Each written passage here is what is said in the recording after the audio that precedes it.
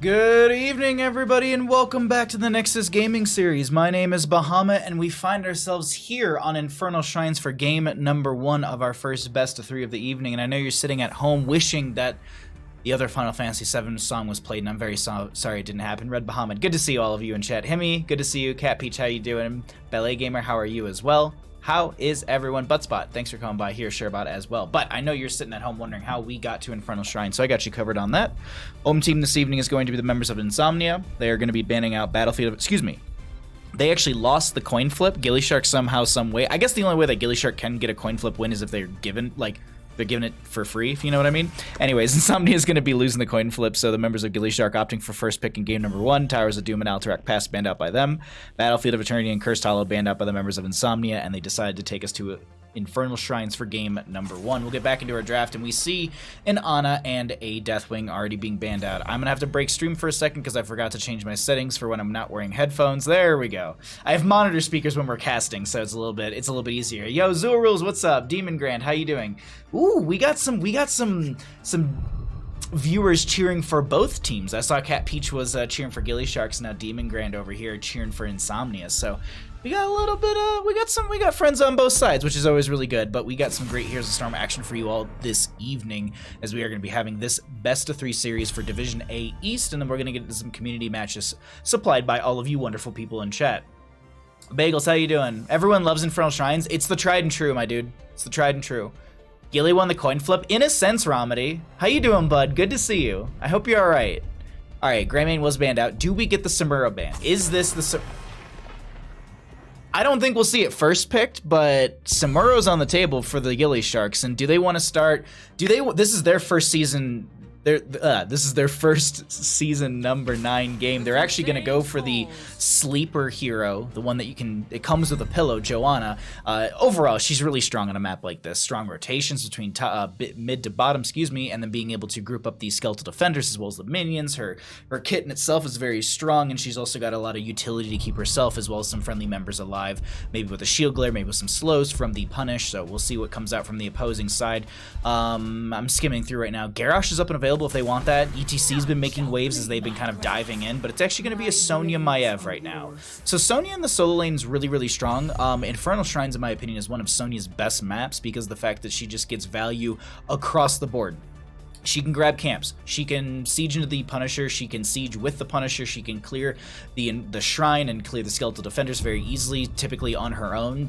What we see a lot of teams do with Sonya's is they win the initial engagement over the shrine, that team pushes out, the team that won pushes out into the lane, and then the Sonya's left behind to clear out the shrine because she can just do that so very effectively on her own, kiting all the minions and using the whirlwind. But we do get a Rexxar and a Sylvanas. Now Rexxar is a very, very difficult hero to deal with because of the Misha Bear. Rexxar themselves is very easy to kill. Misha's the real big harassment factor. You know, you have the charge from the Misha, you have the mending, I think it's just mending for her. I actually don't remember the name of the talent off the top of my head, but and Rexxar themselves has decent wave clear if you go into that at level 1 with the swoop, if I'm not mistaken, or I can't remember the name. Rexxar's talents are a little off for me, but I have to practice that up this weekend, I think, as the Alexstrasza is going to be banned out.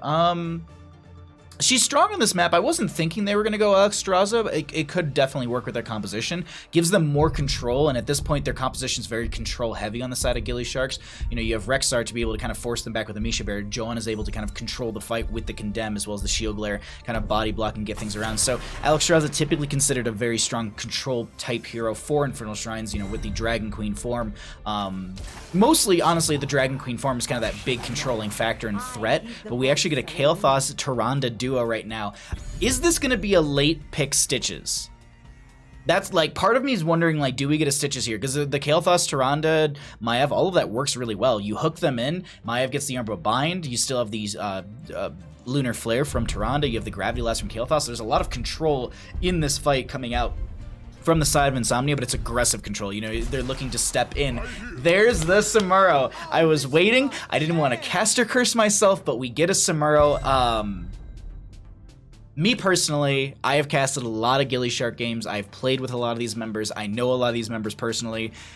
I love a good Samuro game from them, so we're I think in for a treat here, but we'll see. We'll see how gillyShark does into Nsomnia. I don't know off the top of my head if they played last season against each other. Maiev, Sonya, Kael'thas, Tyrande, they still need to maintain. Garrosh is up and available. Dear Lord, Ryokai, thank you for the raid. Thank you. Thank you for hosting. Anubrak's actually going to be the choice, so they're going to be going a little dive heavy in a sense. Pairs well with that Maiev. I actually really like that duo right there, being able to have the dive from the Anubrak with the Maiev as well, kind of getting them in there, and then also a little bit of control with the Anubrak as well, being able to, you know, use the Impale, use the Burrow Charge to kind of control the pacing of the fight. Maybe Samuro stepping into your back line, you can kind of knock them up, or, you know, spread that chain bomb around from those Samuro clones. So I like this draft from both sides. There's a lot of really good factors and a lot of good strong moments for both of these teams. I'm excited to see how this works out. I do want to note though, the Sylvanas in our current meta is, in my opinion, first pick material. She's first pick, first ban material. She's so insanely strong. I do not see a world where she kind of falls off anytime soon because of how aggressive she can be in our current meta, because of the way that the towers work as well. Also, I missed a little bit of chat. How are you all doing? Kalis, how are you doing, friend? Good to see you. Stitches, not. I will always hope for a Stitches game. I just want a Stitches game so much. You think it's ETC? ETC would have worked there really, really good. There's the boy. Yes, I know. I'm excited about it. Stitches sucks on this map, in your opinion. Here's the thing. I think it's one of those things that it comes down to, like, the player. Like, if you're landing decent hooks, you're golden as a Stitches. That's all you really need. Like, as long as you're landing those hooks, that's what matters the most, in my opinion. Because it's like the argument that, like, not a lot of people, but it's like an argument that my friends always brought up, and it's always a good joke, but it's kind of true. And let's take Battlefield of Eternity, for example. Like, so you can draft something that has no race potential on it whatsoever, but if you win the team fight, the race is in your favor, basically. Because if you kill them, there's no one to race against. So it's just one of those things that, like, you know, if you land those hooks and blow them up, you'll win the game. Let's get into game number one here. On the left-hand side, we got the members of Nsomnia. We're going to be seeing Speed Demon on the Sonya, Logicalia on the Anubrak, French will be on the Kael'thas, Psycho is going to be on the Tyrande, and Solon is going to be on the Maiev. On the right-hand side, we got the members of the gillySharks. We are going to be seeing Veggies on the Johanna. We have Zergy on the Lucio. Ryokai is going to be on the Sylvanas, Stark on the Samuro, and Chess Looter will be played by the Misha Bear. Yes, I said that correct. Chess Looter will be played by the Misha Bear. They're just kind of along for the ride in this game, as we are going to be seeing a bit of a... This is... All right, hold on. Whose vision? There we go. This is the vision that I wanted to jump to really quickly, because I was just curious how they're going to play this. Veggies actually is going to go ahead and anchor, as they are making their rotation, trying to slow down this Anubrak from stepping into the friendly team. They get about half the damage on that tower right there, as Kael'thas will be in bottom lane. Going to be a mana addict. Kael'thas at level 1 makes a lot of sense. We don't see, if ever, convection Kael'thas's. Maybe sometimes in, like, Division D and E we see them, because I feel like those divisions are very... I wouldn't say, like, they don't take it seriously, but, like, some of it's a little memey. Sometimes they're just like, you know what, we're going to take those odd talents for you, so maybe we'll have to jump down to Division E and D at some point. I definitely want to check out Division D or E. I saw Weenus casting it earlier this week. I want to say it was Tuesday night, actually, and yeah, it's some good shenanigans. It's definitely interesting, so we'll have to try and catch some of those games throughout season number 9 here, but this is going to be still rotations between mid and bottom. Push off from Lucio. The Umbra Bind pulls them back in. Kael'thas going to get a little bit of damage with the Flame Strike as we continue to see rotations breaking out. Actually, Samuro will be still in bottom lane. Sylvanas going to grab the camp on the right-hand side. Looks like they're going to split Solon on the left-hand side as well to go ahead and grab that. And Sylvanas will be helping out. So Ryokai going to be swapping in a Samuro. Stark goes back into bottom lane. They did go Way of the Blade at level 1. So this will be armor reduction up to -15 from them, so you can really stack that up on a hero, and it's just really good. Like, late game, it's a weird sentence, but, like, the best way I can explain it is, like, Samuro essentially gets burst in the late game. You get a lot of those clones procced around someone. They get the there's ways to, like, improve the clone damage and their health pool and stuff like that. We actually see Speed Demon trying to spin to win off of this Rexar. They did go into Warpaint at level 1, so they do have that healing off their basic attacks. I don't think it's from ability power either. No, it's just basic attacks, so they want to be hitting into them, but that's going to be Kael'thas going down as I just catch it kind of in time. The game lagged a little bit right there, but first blood going over the gillySharks as they... I was waiting to see, like, will they get the kill onto Speed Demon? Actually, Speed Demon getting the kill onto the Misha Bear in top lane, so now Chess Looter has full control. Logically, trying to get themselves out of here, as that actually is going to be pinned down completed. Hello? Can we talk about this right now? Pin down is one of the least completed... Like, I rarely see that talent completed. Like, it's, I wouldn't say on par with Subdue. I feel like, for some reason, I feel like I see Subdue getting finished out all the time. But even then also, too, like, going into the Samuro, it makes a lot of sense for them because of the fact that they do have those clones. That's easily 3 targets. They just need another one around them. And in the Dream Team games we were playing, not yesterday, but the week before, there was actually a Samuro, I believe, we went up against, and I just walked into the team, just waited for them to proc all of them, and I got my Subdue done like 5 minutes into the game. We still lost because I fed, but that's all that matters right there to me, is that I got that finished out. Anyways, we are going to be seeing our first Punisher going to be Mortar Punisher in the mid lane. We already have the members of gillyShark kind of set up for this as it does spawn, and Ryokai is already going to get that triggered. Stark rotating in with the friendly team. Veggie's going to use the shield glare to check the bush over there. We're going to swap over to the gillyShark vision really quickly because we see the Kael'thas over there. I just want to kind of see how they're setting up, as the enemy team will be encroaching onto them and they don't really have vision like we do, as this is going to be logically needing to... they're backing off kind of here. Let's actually swap over to their side so we don't know which Samuro clone is the real one. We kind of have the experience as well, because right now they're being forced back by a couple of those clones. Veggie's just anchoring towards the lower portion over here, making sure that no one's entering. That's going to be the Anub'arak getting their way in here. That's going to be a Lunar Flare connecting, or excuse me, going out but not connecting onto anyone. Stark looking to jump onto this Anub'arak, and look at them playing the flank position. I think they're just waiting for Tyrande or the Kael'thas to be a little too separated from their friendly team, as now Joanna steps in. Lunar Flare does go out, connecting onto one. Stark will swap off to a different clone. 30 out of the 40 skeletal defenders in favor for the gillySharks, as Speed Demon's trying to get in here now. That's going to be a nice Umbra Blind from the Maeva's. Anub'arak dives in as well. Veggie's getting very low, pops the air, and Skin's going to be eating some of that damage from the Flame Strike as well. Veggie's might not be able to make it out of this one alive. Actually, they managed to do so, and they find the counter kill onto Anub'arak. Not even really counter kill, they just find a kill and some more pressure, as this will be Punisher coming through the mid lane. Now, a little fun fact that we can let you all know about. The first Punisher, holy crap, first Punisher jump is going to be 5 seconds after the spawn time, so 5 seconds after it gets in, you know, it's summoned and all that kind of stuff. It will be able to jump. Doesn't mean it will immediately, because it has to have vision of you. You have to kind of hit it with something, so typically like a shield glare from Joanna's used, or a flame strike from Kael'thas, that way, or maybe like an impale from Anub'arak, so that way they can get the damage onto it. And then after that first jump, every single other jump will be 15 seconds after that, as Speed Demon...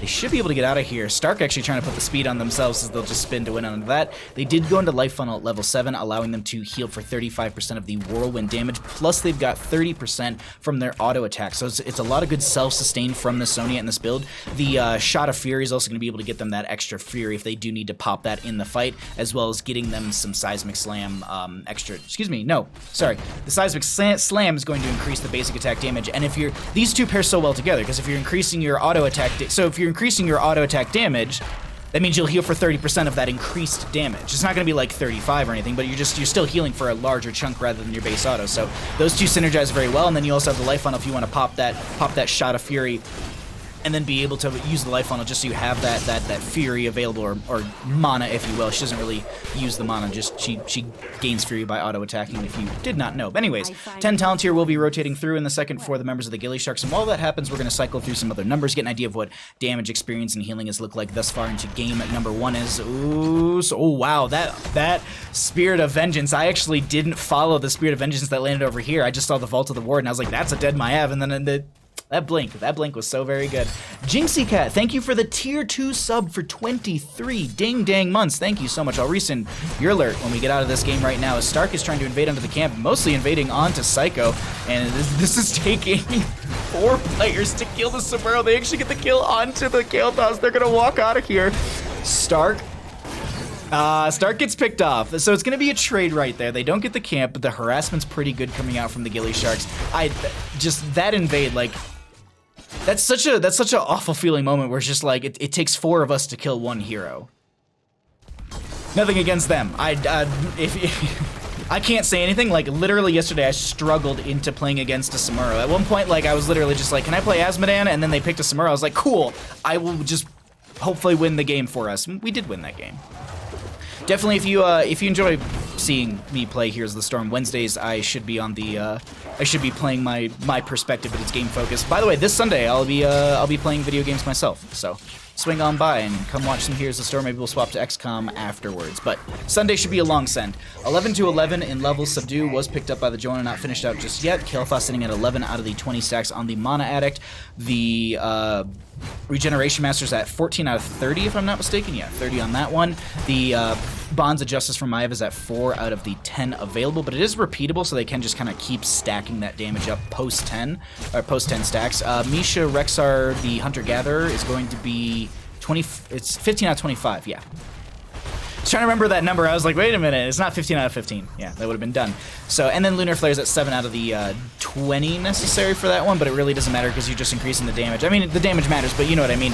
Mostly just that range. So that's going to be Lunar Flare coming out. There's a whole lot of damage. There's a silence on the 1 from the Wailing Arrow. Kael'thas will be the first one to go down. Stark will be getting picked off as well, so 1-for-1 over the subjective. Second one of the game going to be a Frozen Punisher as well. We're going to pull away the taunts really quickly, zoom out so we can see everything, and Lucio is just going to be kind of backing off. Veggies is going to be getting some nice damage in the backline. That's going to be an Umbral Bind. Excuse me, a Sound Barrier from Lucio. The Iron Skin from Joanna was actually used so well there just to walk into the Warden's Cage to just get those knockbacks, or the pulls, or whatever you want to call those walls, just to get those procced, and getting no value is huge. That's going to be the Wrath of Berserker from the Nsomnia being popped. There's a huge Umbral Bind coming in from the Maiev as well, who's getting some of these Fan of Knife resets. Lucio chasing in with the reverse amp, tries to get the Sound Wave, doesn't get them right there, as Solon is able to get away with some 200 health, and now Speed Demon is going to try and engage on this. I don't know about that one, and they're going to be getting picked off right there.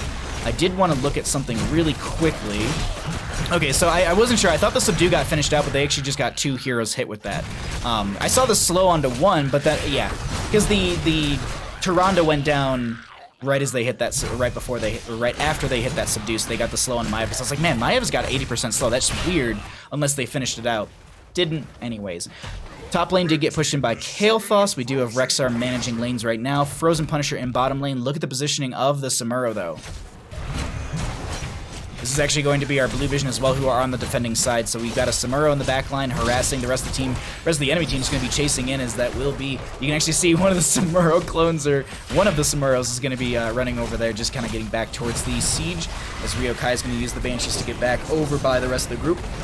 Punisher's still sitting just around 80%. Boars are going to go up from Chest Looter, but I don't think they'll be... Ooh, Blessed Shield comes out from the Joanna. There's no Condemn. Sound Barrier was used by the Lucio, and I think this is mostly just to let them step in and tank some of that tower damage. You see Veggies has a negative 30 armor. They're going to cycle back so the towers will retarget. Punisher jumps over the wall. They're going to lock down these towers. Kael'thas will get the Phoenix out of there as well, just to kind of zone back the enemy team. Ryokai using the blackened arrows to be able to lock down these towers to get some value. Stark is going to be chasing in. French doesn't go down, and they actually end up backing off, but they get the fort in the bottom lane. They keep front gate as well, and they're going to back off with 16 talents here, not too far off as well. Veggie's actually going to be...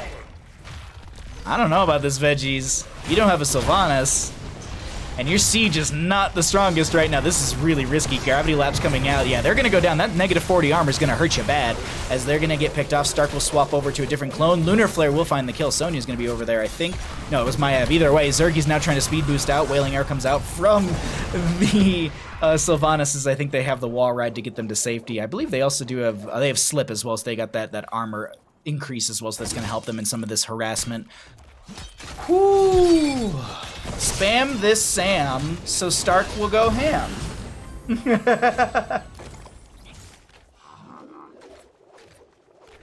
Yo, Joe, what's up? Thanks for coming by. The Samuro needs an Abathur? I don't know if anyone gillyShark plays Abathur outside of Kage. Gilly random inting? It feels like, I'm not gonna lie, like that mid lane fort was confusing. That's a confusing call for me, someone who's watched a lot of gillySharks. Like, I don't know about that one. Bernie Burn, what's up, bud?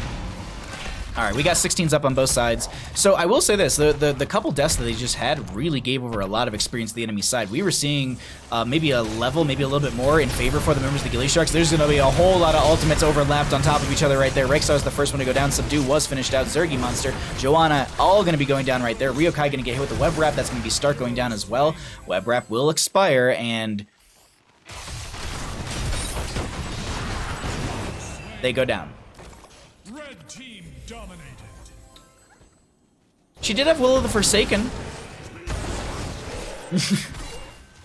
So with that, we're going to be having an Arcane Punisher next. Looks like they're going to be going for the Fallen Shamans or the Bruiser Camp for top lane. Kael'thas's going to be pushing this out as well and opening things up in mid lane with the Nsomnia. Overall, really nice turnaround this later half from Nsomnia right now. Doing a very good job just to kind of find the weaknesses in the gillyShark team fight, it seems, and just being able to exploit those, at least in the last 2 fights. Because that's at least how it's coming across right now. They were able to lock them down. Maybe they caught them out of position. Maybe they caught them being a little too aggressive. The setup for me, I'm not going to lie, I missed a little bit. I did look over at Twitch chat, but still. We are going to be having this top lane opened up in favor for the members of Nsomnia. Samuro going to be going into mid lane to clear things out down over there, as Sonya's still pushing into top lane. They have a wave here, but they're just worried about the potential threat of the enemy team underneath the tower. That -10 armor up to -40. Or I guess reduced armor up to reducing it to -40. The wording, I'll work on that wording. Anyways, just being able to, or just tanking that much damage and armor reduction is a little worrisome. So just, I absolutely just get the whole backing out, play it safe, get your lanes in order, and just get ready for the next Punisher phase. Third one of the games, 18-16. We've seen the talents and stuff for quite some time now. The only big thing to note is that Kael'thas is done. Rexxar is actually done. Joanna did finish out the subdue as well. The Regeneration Master from the Anubra is almost done. Web Wrap goes down to the Lucio. They're finding themselves very far out of this. Tyrande with the the Lunar Flare coming, oh my god, with the Starfall, I can't think of the name, and that's going to be all the gillyShark, not all of them. Quite a few of the gillySharks getting picked off right there, and Shrine is going to be going over to the side of Nsomnia. As promised. I was looking at too many things at once right there, but as I promised, let's go ahead and cycle through these numbers, get an idea of what they look like in this later half of the game. Samuro going to be pushing up mid lane. With Ryokai, they should be able to easily get this fort. I mean, we're sitting at 474 health on that fort right there. Chest Leader's going to be pushing up bottom lane a little bit further with Misha. They got 2 catapults down here. What are they sitting for? 209, 247, I think is what I saw. Yeah. And while that's happening, they're going to go ahead and say, cool, we're going to push up this top lane. I want to get the vision. Oh, no, sorry. I realized I was showing other numbers, and when I swapped to vision, it gets rid of those said numbers. Samuro and Rexxar are going to be trying to dive onto the Sonya. They body blocked them a little bit. Sonya is going to be spinning and winning a little bit, but they have that reduced armor, and now they're chasing in. This is a little risky. That's going to be Boar Unleashed from Chest Looter as well as Speed Demon will be able to get out of there. Now, top lane, we do have the objective phase going to jump over the wall, not going to be stunning out the Joanna. They're going to actually, oh, they almost pulled it over to the keep. Looks like the front towers will be the main source of what it wants to hit, and that actually works out for them because it kind of pulls the damage off the keep for a little bit, has to cycle back for a couple seconds, getting some free damage onto the Punisher. 20 talent here, not too far off on the side of Nsomnia, as the Sonya is going to be rotating in to help join the friendly team fairly soon. I'm wondering, they've pulled this down towards the lower portion, so that worked out for them very well. Can they get something to happen here underneath the keep? That's gonna be a nice sound barrier as well from the Lucio, if I'm not mistaken.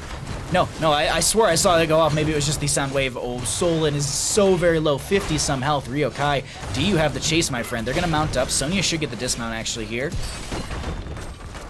And they realize they can't chase that, but just above us, Kael'thas will get picked off, and even with 20 talent here, they forced them back. gillyShark saving their keep in top lane. 2,913 is what I saw for a second there. As they're going to go back into bottom lane, they're just like, cool, we'll just go into bottom and try and open this up further. You don't have a Kael'thas or an Anubrak for the next 30 to 40 seconds, so this is easily a keep in our favor, so long as, they play it right underneath the keep itself, and they need to also realize they don't have 20, so they have to be a little careful. That's going to be Veggies tanking the damage, but the tower is going to be turned off by Sylvanas. They're going to try to play to the far side of this, harass the backline so the rest of the team can get the damage they need. Rexxar and Misha rotating in. That's going to be Samuro stepping forward onto the enemy side. We are going to be having the core damage coming out, or the core abilities coming out as well. I don't think they try and end here, but they do get themselves a keep for bottom lane. Going to maybe take out the well. They were looking to take out the well in mid lane, but they're going to back off. As I said, next Punisher will be Mortar. Top lane does have a decent wave coming in and on there, and they're just going to go ahead and grab themselves some camps across the board. Bottom lane's up in a second. Their camp on the right is going to be up in a second, and 30 seconds on the Fallen Shaman on the top left. Comeback hype? How is this Maiev alive? The Nsomnia counter throw? Counter throw, dear lord.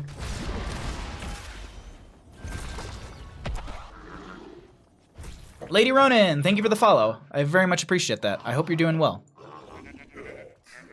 Alright.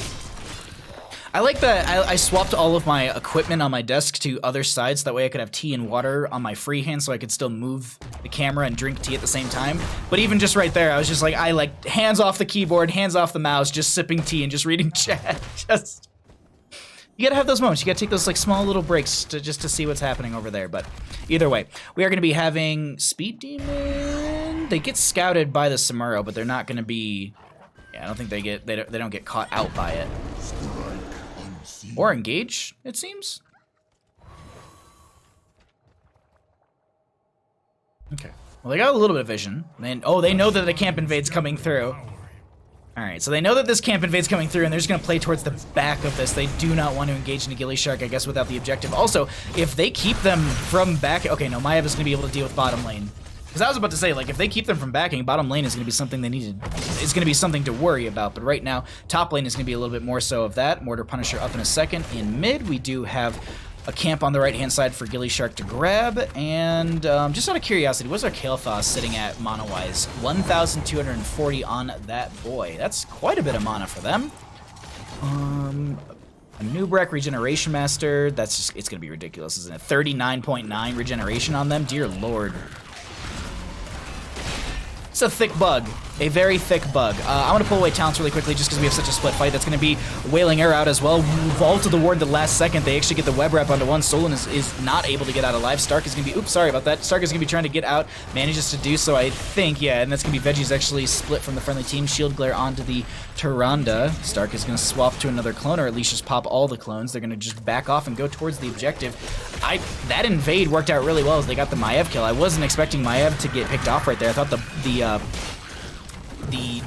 not the Vault, the Ward, the Spirit of Vengeance was going to get them far enough away from the engagement. Meanwhile, I do want to point out, bottom lane, Catapult. Oh, no, it's going down. I'm just curious, what are we looking at? 354 in auto for the Catapults right now, as, looks like they're just going to tap well, get everything ready. There is going to be this Fallen Shaman camp in top lane. This is a free keep, and I don't think they can make the rotation. They realize this on gillyShark, and they say, you know what? Let's just invade onto them. They still don't have a Maiev for the next 18 seconds, so we're going to try and make a fight happen here. That's going to be Sound Barrier from the Lucio. Unfortunately, Nubrak's not able to burrow charge away. Nsomnia did pop the Wrath of Berserker, going to try and spin. She's popping everything. You can see that purple shield around her, as well as she's popping Ignore Pain, as well as Nerves of Steel, if I'm not mistaken. She hit every button she had, and unfortunately it wasn't enough to stay alive. Camp and Wave are in... they're on the core. What's this hitting for? 331? Shaman should get taken out. They actually have Rexar back at the core, so it's no big deal. So Mortar for mid lane. Samuro and friends going to grab a camp, and they're going to add to this mid lane pressure in their favor on the side of gillySharks.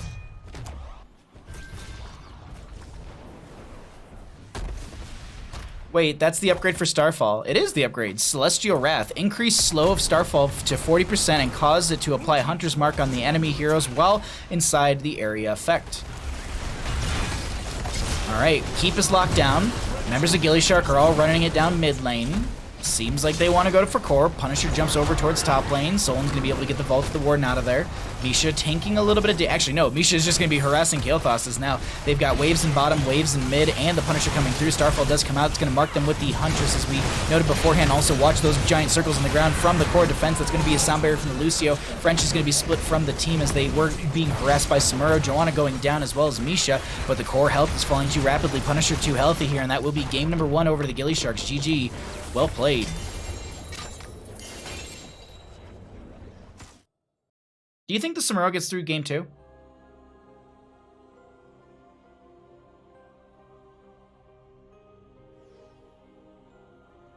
Seeker, what's up, bud?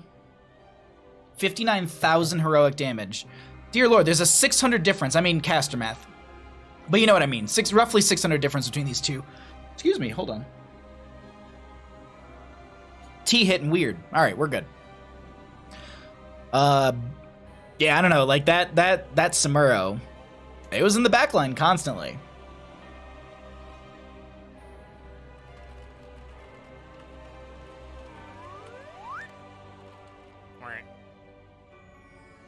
I will follow you to the end of the world.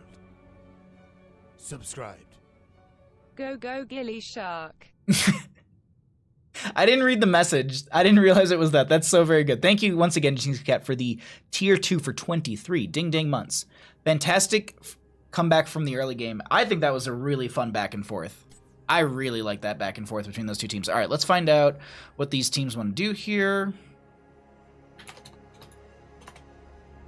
I have to get back into the mode of casting NGS because like I'm sitting here just like, yeah, like, we'll get into a next map at some point. I'm like, oh, right, no, I have to do that. I forgot. I run all this show. But we'll look at 20 talents as well, just to, or all the talents as well, just to get an idea. If you are wondering, Radiating Faith from the Joanna. Something I've been seeing more and more Joanna's pick as of late. Falling off of the Indestructible and going into the more bounces and longer stun duration? Yeah. Increase the number of enemies hit by Blessed Shield by 2. Its stun duration is increased to 2 seconds, and all targets hit are stunned for the maximum duration. Alright, let me go ahead and swap it over to Bandit, and I will update the team scores in a second. I am just going to get a message out to the teams and ask what they want to do. Oh wait, no, Chest Looter's my contact. They want first pick, what? What mappa? Alright, we can leave that. Let's update our scores. How's chat doing tonight? How are all of you? You enjoying our first best of 3 of the evening?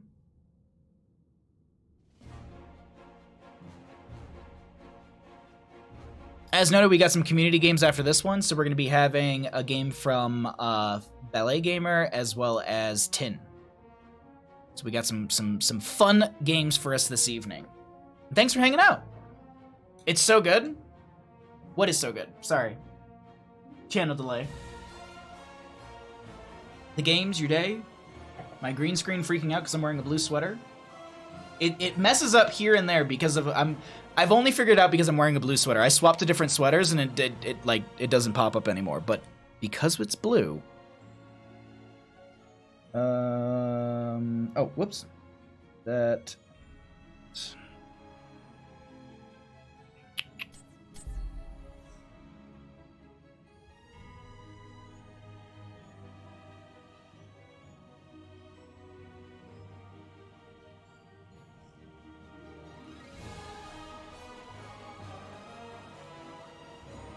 Okay.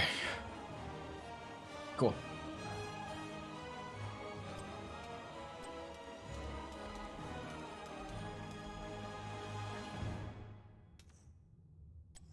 Wait, what are you doing? Oh, that's why I did that. Okay.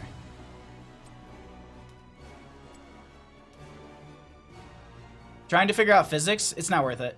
Oh, Radiating Faith? Yeah, I don't disagree with that whatsoever. I just like having the Band-Aid. Beard's on point tonight. Thank you. Thank you. I'm not gonna lie. I'm not gonna lie. When I was starting up stream and looking at all the like scenes and stuff, I was like, my beard looks a little good today. See, why is it doing that? It's just this blue sweater. I don't know what it is, but my green screen doesn't handle this color apparently.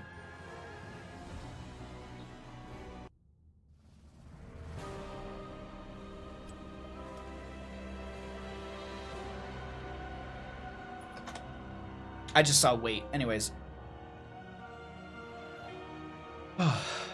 Yeah, physics is not something that I would want to be figuring out right now.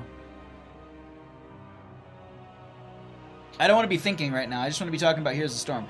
If I could talk about Heroes of Storm 5 days a week, if I could do Heroes of Storm content for 5 days a week, I would. Dear Lord. Nah, it's the power of the beard messing up the green screen. Yes, exactly. That's what it is. Cheers. Demon Grand, how you doing, bud?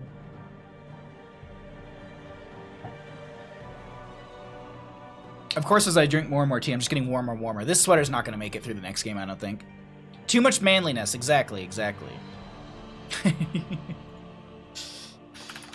Let's find out if the teams are ready. I'm actually going to sweat it out. Okay, so. Game 1. Pretty good. Oh, sorry. I typed lobby link in lobby. Oh. I'm confused. Anyways, going. Good luck. Have fun. Spooky Worm. That's not how you spell Spooky Worm. Alright, just double checking all of our settings are right. Hoping to bring more Gazlo madness to the season of NGS. What's your team? What's your team? I'll cast the crap out of some Gazlo. I love Gazlo. I love those odd picks. You know what else I love? Draft. Welcome back, everyone, to the Nexus Gaming Series. My name is Bahamut. On the left-hand side, we got the members of Nsomnia, and on the right is going to be gillySharks. This is a best-of-3 series for Division A East, and we find ourselves here on Dragon Shard. If you're sitting at home and you've got hands full of fire, How you doing, War? As well as a nice short sword and shield. But you're wondering how we got here. I did my best. Let's find out. Anyways, the home team this evening is going to be the members of Nsomnia. They lost the coin flip. gillyShark only gets free coin flip wins as they opted for first pick for game number 1. Towers of Doom and Alterac Pass were banned out by them. Battlefield of Eternity and Cursed Hollow were banned out by the members of Nsomnia. First map was chosen by them, and it was Infernal Shrines. They lost that. As the losing team, they can either choose first pick or map pick. They opted for first pick priority for game number 2, meaning that the gillySharks have to choose the map, and they have decided to take us to Dragonshire. Let's get back into this as a Samuro. Yeah. Very quickly. I'll let you know whenever BM is playing Bahamut. Thank you, Ballet. Thank you. Rip the... It's draft music. I don't know what you mean, War. It's draft music. Honest to God, my alarm is one of the old HGC. You know whenever they came off of the breaks for HGC and the camera be zooming in, and whoever was hosting, whether it was Gilly or Trixler, when they would start like introducing the stream, like that music, that's my alarm every single morning, except for Fridays, which is the 420 alert for this stream. And we're back to Samuro bans. We had one game, Cat Peach. We had one game. That's it. Minion Miners pride ourselves on crazy drafts. Himmy, thank you. How you doing? Cheeky First Blood. What's up, Brian? How you doing, bud? Thanks for swinging by. Part of me wants gillySharks to win, but another part wants game 3. Looney Tune? Yeah. You basically, like, I would say 99% of my casting is this team could win this series if they play like they did in the first game.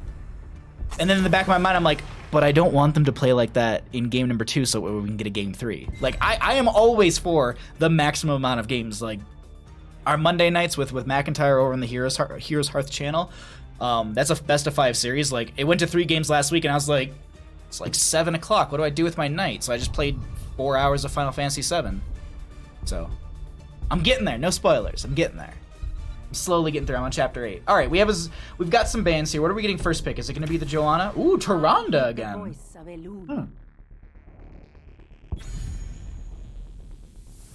I'm wondering, like, no, because I was gonna say, like, I wonder if Nsomnia has like old notes of Gilly, because like they used to prioritize the Tyrande quite a bit.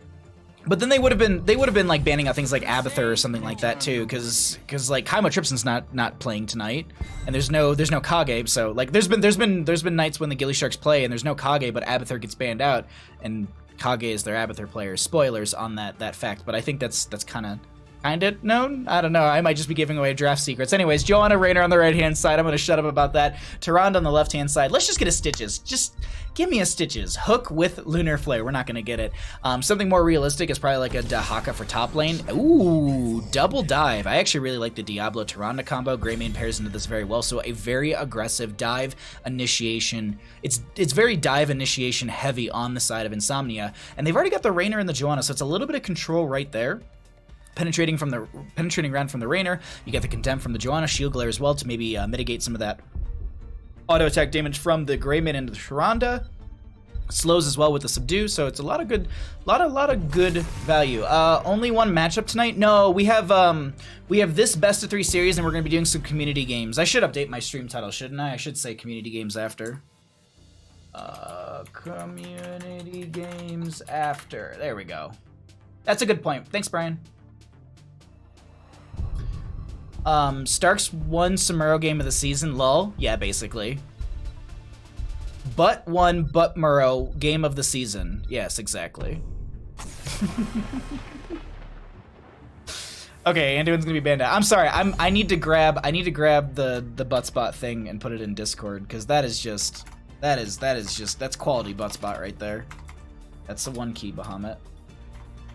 That's still the 1 key. There we go. Alright, so we have an Anduin and a Kira ban. Kira actually in the solo lane up against Rexstar has been considered something difficult to deal with. They're gonna go for a Phoenix, and a Lucio. I actually love this. I love this so much, because reverse amp has a slow on it, does it not? So yeah, because if you use reverse, if you amp it up while having speed boost active and you go for reverse amp, it should slow them. And that's an AoE slow Phoenix gets increased damage with Purification Salvo with slows. Let the games Oh, this is not something I was expecting. Medivh Diablo. So are we going to be seeing like a Leyline to Apocalypse combo here? Maybe with an Earthquake as like the follow-up to kind of keep everyone slowed and in the... Oh, this is... Nsomnia's got a draft right here, ladies and gentlemen. We need a solo lane out from the members of gillyShark. They're going to be going into a Thrall. I was just about to say, Misha's a really good choice still. The harassment into the Thrall is pretty good. Thrall self-sustains is great, but I think the Misha Rexar combo is going to be still maybe... I think it should be enough to push out the Thrall, at least force them to play kind of a freezy, you know, in front the gate kind of deal. Thrall can get Frostwolf Resilience and get themselves, you know, healed up, but I think the Misha Rexar combo can get enough sustained damage onto them before Thrall can heal through it, so this will be interesting. 2015 stun meta. Diablo. Yeah, bring on the Kel'Thas. Oof. Gross Medivh. Both comps look interesting. I know. Rexar Big Daddy plays. Bridge to Nowhere. How you doing? Castius, how you doing? Secret. Still. I said secrets and I was like, wait, I said hi to them. Sorry. Lucio into Diablo. Yikes. Nah, this is gonna be 200 IQ. Watch it. Watch it be 200 IQ. I'm telling you, the Phoenix Lucio combo is, I think, what I'm most excited about right now. That Phoenix Lucio is going to be very interesting to see. But let's go ahead and get on into game number 2 on the left-hand side of Dragonshire. We got the members of Nsomnia, French on the Greymane. Speed Demon will be on the Thrall. We've got Psycho on the Tyrande, Logically on the Dancing Diablo, and we will be having, I'm trying to remember the player name off the top of my head, but I can't think of it. It is going to be Solon on the Medivh. On the right-hand side, we got the members of gillyShark up 1 in our best of 3 series. Stark on the Samuro, on the Rainer, Veggies on the Joanna, Chesslooter's going to be on that Rexar, Ryokai on the Phoenix, and we got Zergy on the Lucio. Let's get into mid lane and check out what we get here. Arsenal Synergy for level 1, so you're going to be getting some big damage from that one right there. Ooh, and also Rolling Thunder for the Thrall. This does give them more self-sustain in the lane. I like this. Tyrande going to be going into Elun's Chosen level 1. Doesn't seem like anything super crazy other than that. Smooth moves for the Lucio. I personally like to go for Party Mix, and I was thinking, like, if they want to get like a larger AoE for that reverse amp value, maybe they go into Party Mix at 1, but they're still going to be going into the smooth moves, which is going to be Wall Ride as active basic attacks heal for 30% of the damage dealt, restore half the mana. 0.5 mana, excuse me. And also you get the increased wall ride duration by 1 second. Okay, so maybe the speed boost probably lingers 1 second afterwards. That makes sense. Okay. So just peeking into the top lane, Misha did go down, so the Thrall is maybe playing a little bit more aggressive than I anticipated into them. They did go Bird of Prey at level 1, so Spirit Swoop. That's what it was. Spirit Swoop. I was just thinking it was Swoop. Anyways, it's just increased minion damage, which allows them to clear the wave a little bit faster. You can play more aggressive into said Thrall, as Greymane's going to be splitting off on the left-hand side to grab a camp. Rainer's going to be doing the same thing, but on the lower half of the map for the Siege Giants. I would expect them to rotate over and grab the Bruiser camp soon. This is going to be Joanna just still cycling around the map, looking to be able to anchor for some of the members. They actually going to invade onto their Siege Giants on the opposing side. These Siege Giants will actually attack from back over here, and they'll get direct damage onto the fort. I thought there was an invade coming in, and there actually is one. I was reading that completely wrong. Triple stun from the Tyrande. Unfortunately, doesn't have the level 4 questing talent just yet. So no value from that, but the first Dragon Shrines are going to be up and available. Speed Demon is going to be able to clear this top lane, going to be having their Bruiser camp coming in, as the Rexar Misha going to take the safe rotation back through their front gate towards this lane, just to make sure they don't get ganked or caught out or just take any sort of free damage. Speed Demon setting up for a potential cap onto this objective, as it looks like you can see on the minimap. Misha's oh wow, Ryokai is going to get the blink backwards, but will it be enough health? Do they go for the? I was waiting for the chain lightning off of the gate, but no, they didn't have it, and they're going to be able to hold over top lane with the Misha Bear, and this will be no channel for the Dragon Knight, so Speed Demon rotates back up into top lane to make sure they can get some experience or just get this channel back in their favor. Tyrande with the Sentinel coming through over there. Peeking back into mid lane.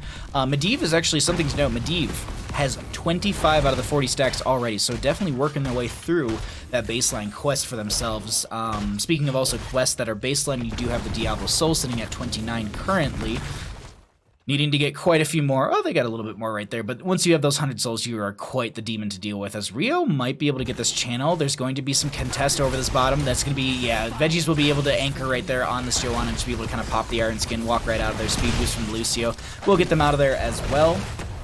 Brewtech, thank you for the follow. I appreciate that, my friend. As it is going to be Dragonite in mid, Rex Armisha top lane, and 3 members still in bottom lane pushing on in, maybe opening things up. No, they're going to rotate into mid and join the Dragonite and look for maybe some plays into this mid lane. Yo, Richard, what's up, bud? My Lucio player is 180 Lucio, top that. Dear Lord. I played against, I was playing with the gillySharks one time, and there was a level 300 Cho. They had like over 3K games on Cho. That's so many hours. We did the math on stream. Like, we did the math, and it's just a ridiculous amount of games and hours. I think I just broke it down by... I just broke it down by hours. But 7 talent tier was picked up. Oh, Leyline... Excuse me, not Leyline. Arcane Rift. Could not think of that name. Was just completed right there. Just looking at Speed Demon in top lane to see if they're gonna... Oh, they're playing... semi-aggressive into chest leader, but they're not playing super hard into the lane, kind of letting this go towards their side of the map, so that way they can play aggressive into the Thrall.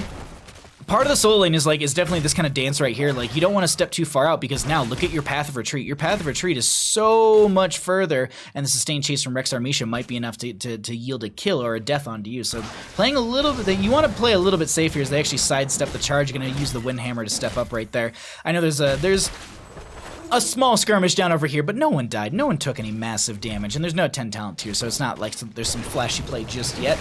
We can actually cycle through some of the other numbers, get an idea of what the damage experience and healing has looked like thus far in game number 2 of our first best of 3 of the evening. Speed Demon backing out right there as Rainer grabs the camp for the bottom lane to buff this out, and also going to be having the camp in bottom cleared out. That was grabbed by the members of Nsomnia.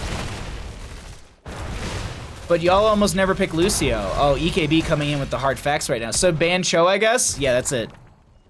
But we didn't know this. They last picked the Cho'Gall, and we were like, oh, it's Cho'Gall, and then they just destroyed us.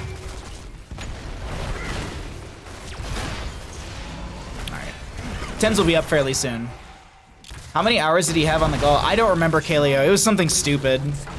I mean, you could probably just do 300 times 20 and then divide it by 60 for hours. Because that's roughly what we did. We just said, like, oh, let's just average every, you know, let's say it's 3K games, they average 20 minutes, and then just divide that by 60 and find out how many ridiculous hours they've played. I recently got into HOTS with my buddies, and I was looking for some esports Hot Smash that went to the official channel, but the Grand Finals 2019, yeah, I saw you were there, another tab, bros. Thank you so much. Thanks for coming by, yeah. Esports in Heroes of the Storm is thin but present. Good resources are obviously the Nexus Gaming series. You can actually find out who's casting by going to their calendar. There's a little there's a little logo next to all the teams if it's being cast. Thrall with the Sunder. Yeah, I was gonna say, I don't think you make it out of that one there. Nah, sorry about that, bud. But so NGS is currently running their season number 9. You can check their calendar, you can see what games are casted, blah blah blah. And then there's also Heroes Lounge, which that one just is just about to end. So if you when NGS typically ends, Heroes Lounge just kicking off, and they kind of cycle back and forth and around. And then there's another thing that's being run by Heroes Hearth, which I took part of during season 1, which is the Heroes Hearth Celebrity Clash League. Those VODs are all up on their YouTube page. Those are all like it was 4 weeks of best of 5s, if I'm not best of 3s. I was the one who casted, and I can't even remember it, but either way, it was 3 to 4 weeks of, I think it was 4 weeks of games, and it was just really, really good games. I highly recommend checking that one out for some Here's the Storm content esports wise, because a lot of that is actually a lot of the streamers as well. So like every one of the players in those games was a streamer or is a streamer, and you know, you can check out their page and you can follow them if you're like, man, that tank's really good, I want to watch their perspective. Well, they typically stream, so you'd be able to watch that and learn from it. But either way, my whole rant and ramble about a side about esports, support it. Thanks for coming by, and we do have no Dragonite. Sorry, I was looking, like, I looked back at the map and I was like, everyone was clustered in mid. I was like, Dragonite? No. They actually have the channel on the side of gillyShark up and available, but yeah, this is Medivh just kind of chilling in bird form. So they're just like, all right, cool, like, watch this. And yeah, interrupted. So there's going to be some autos from Rio. They are going to be having the bottom lane controlled by this Diablo. They do have full souls, meaning that if they die, they get the 5-second resurrection. You do lose all those souls, but you at least kind of get the buyback, if you will. I'm just skimming through heroics as well. It is going to be Leyline Seal into Apocalypse, like we were talking about. There's a Sunder from Thrall that we saw earlier. Curse Bullet for the Greymane. So it's probably going to be like Apocalypse into Lunar... yeah, it'll be like Leyline Seal into Apocalypse into Starfall from the Tyrande, and then Greymane and Thrall will come in there and clean up. At least that's what they plan to do. Right now, Speed Demon trying to make their way out. Gonna throw the Sunder backwards, not getting much value. That's gonna be Curse Blow coming out from the Greymane. Chest Leader will be going down. Misha, Rex are getting picked off, so kind of a 1.5 for a 1 trade, if you will. Medivh's still in mid lane, making sure they're clearing out. And now we do have this bottom lane being sieged in by the gillySharks as they want to open things up a little bit further for themselves, grabbing both the Siege Giants for bottom lane, and this will be easily opened up for the gillySharks. Now, bottom lane control is really, really important in top lane as well.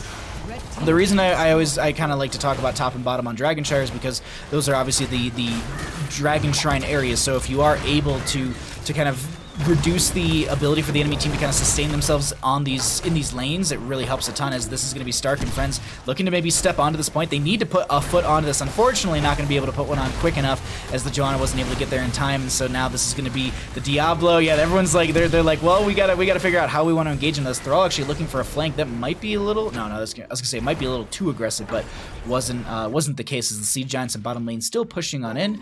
Rexar and Misha in top lane once again do have control up there. Bottom lane should be regained by the gillySharks, but they're going to grab themselves a camp real quickly to put some pressure in bottom lane and consistently have that lane, just something down in that lane for them to respond to on the enemy side.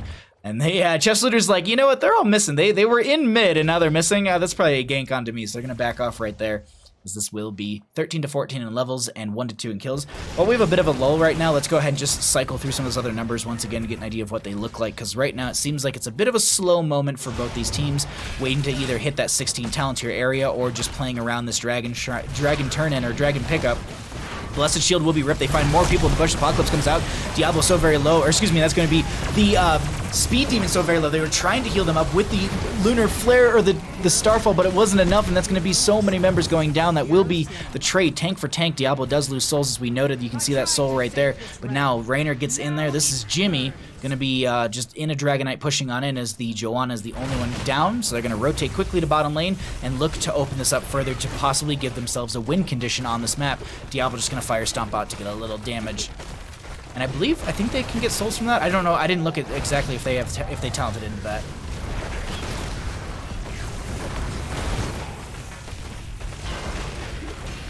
That Blessed Shield bouncing into the bush really screwed them up, because they weren't expecting that. Like, I don't think they were expecting the Blessed Shield. They were just like, all right, yeah, Thrall set them up, bait him in, and there's a Blessed Shield. Ooh, wait, kick onto the Diablo. That's no souls on the Diablo, who just shadow charged in onto them. That's going to be a portal, but Chest Leader's actually the one in a bit of an awkward spot. No sound barrier. They're going to be feigning death, as they did pick that up just a 16 hit. Dragonite trying to push them back, throwing some damage on the ground. Chest Leader will get picked off. Raynor gonna be able to make it out of here. They're actually throwing they were considering... Wait, they're still chasing into this. Johanna with a huge condemn does get the subdue finished out. That's 2 for 2 in these games. They did finish that out, and Phoenix just rotates to top and says, cool, I'll go ahead and soak up here.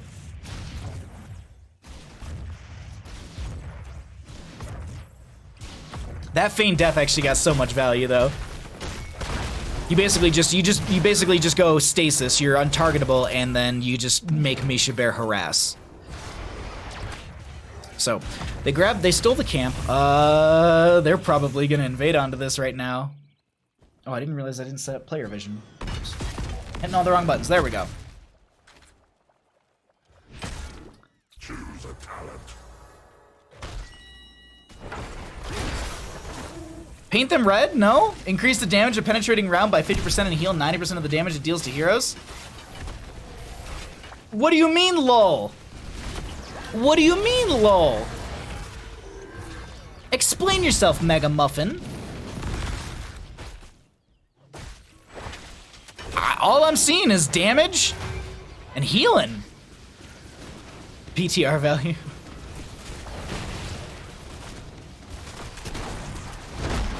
All right, so they're gonna get a little harassment onto the Raider right there, as this will be camps in top lane crashing in. Next Dragonite phase is gonna be open available. Veggie's just clearing out bottom lane. They did finish the subdue during that last engagement. So they've got 80% slow. Veggie's just playing with fire right now. There's no friendly team around. Iron Skin was popped. They do have the movement speed from that Iron Skin as well. That's going to be Lucio coming in with the speed boostio. Going to also amp it up. There's a Tyrande Lunar Flare as well connecting. Thrall going to be getting the root that's going to be an Apocalypse. That will be Lucio going down. Lucio died for your sins, and Phoenix might be the next one. There's going to be the Condemned coming in. Earthquake from the Thrall. Ryokai is not going to be able to get the blink in time, and that will be the Phoenix going down. They lose 2 members right there on the side of gillyShark. Meanwhile, Chess Leader pushing out this top lane will be able to get a free fort with the wave that's coming in. They might be able to punish the Misha, but she's got that movement speed. Yeah, she's 130. She is fine. And that will be top lane fort going down. Medivh going to be on the point down here. Stolen does have the channel. They're going to lead, but Stark jumps onto the point. There should be channel for the Dragonite. They should be able to get that just before Stark finishes that out. And that will be, I believe, 3rd Dragon of the game. First one on the side of Nsomnia. Raider's so good for checking. Oh, I agree. He hit 4 people and healed 30% to 100. Exactly. It's so good. Joe lived, but at what cost? Exactly. Come back, Buttby. All right. Veggie's just killing their own teammate. They might as well just play Alarak. Meanwhile, in bottom lane, there were catapults that did get a keep down here. So, like trade value, fort for keep, pretty good. Thrall did finish out the storm, Thunderstorm at level 16. So they've got, what is it, 30% increase? 65 if I'm mathing correct here. Chain Lightning increases, oh, slow by 80, and then while the 40% bonus, Chain Lightning damage increased by 25, okay. Also, Rexar needs like 1 more regeneration globe for the Hunter-Gatherer, which gives them a lot of good values. They're going to charge in. Boar's Unleashed. Logically, he's going to be able to go through the gate. That's going to be Purification Salvo interrupted. Leyline Seal coming out as well. Greymane finds the kill onto the Misha Bear. Apocalypse right after the Leyline Seals. They find the Lucio kill. No sound barrier in time from them, as this will be Stark trying to get their way out of here. The tower is going to be doing their best. Yeah, that tower does damage, but not that much damage. And Veggie's just trying to play around this, as they're the only one left up and alive. Going to be able to get towards that gate, but this will be a free fort in bottom lane as Greymane cycles back and grabs the Siege Giants for bottom lane. Wouldn't be surprised, yeah, I was going to say, wouldn't be surprised if we saw someone split off and grab this as well, so they're going to grab double Siege Giants. They could just grab these Bruisers in bottom lane, and they'll give them quite the big wave, but it looks like they just want to grab Siege Giants and open up bottom even further.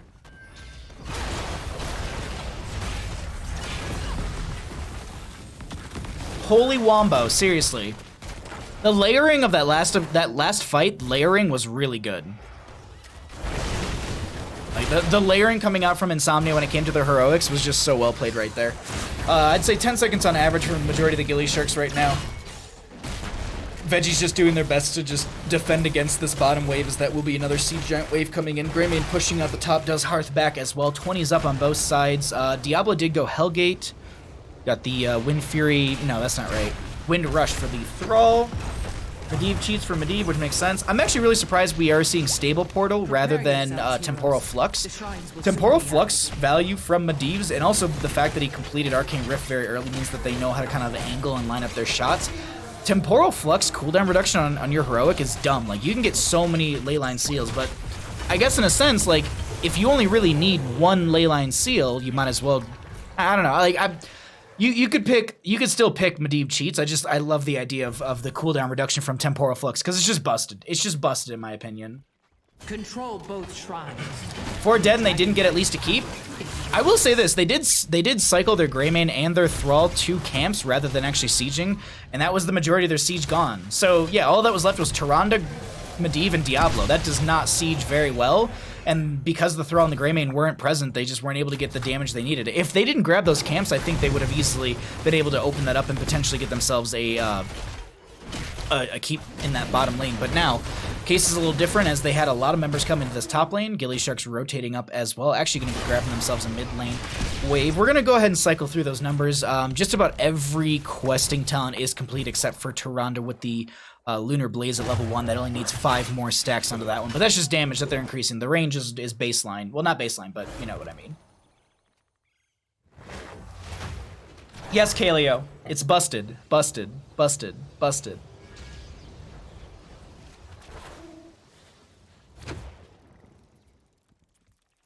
Need the old school Tempo Storm 3 bottom camps push it. Yes, exactly.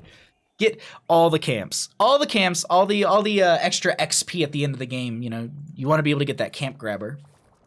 You don't get experience from customs.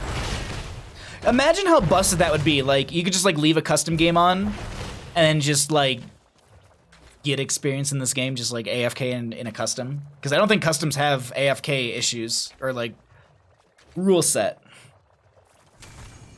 All right. Anyways. Bottom lane does have consistent catapult pressure. What are we looking at? 331 an auto from these catapults right now. This is match point for the gillyShark, so if they do win this, they'll take a 2-0 over the Nsomnia, and that'll be the start of their season for season number 9. Veggie's gonna get dove on, so it looks like the members of Nsomnia said, you know what, Veggies, you got away too many times. We're gonna punish you this one time, so they're going to be able to go ahead and back off right there, play a round or two of Hearthstone, and then be able to rejoin the friendly team, as this will be Thrall into the top lane, invade onto the camp. I don't think they try and defend against this Dragonite. Oh, wait, hold on. Thrall, hello? I'm really surprised that Thrall didn't go for the channel. And because they didn't, gillySharks realized that? Oh, okay, no. I thought the gillySharks were going to try and rush into top lane and fight the Thrall. Because it would have been 1v5 in a sense with the Misha Bear. Joanna down for the next 26 seconds. Dragonite's up and available. They're going to throw the Medivh in there. I'd expect them to rotate to the bottom. We'll see what happens with this next one. As the camp wasn't grabbed? They must have thought it was finishing out or something, or I don't know. That was weird. But either way, Dragonite is going to be in bottom lane. They're going to clear this out, and this will give time for Joanna to get back. So it's going to be 6 seconds on her. Mid lane gets pushed back a little bit further, and now the gillyShark's posture for a defense against a late game Dragonite.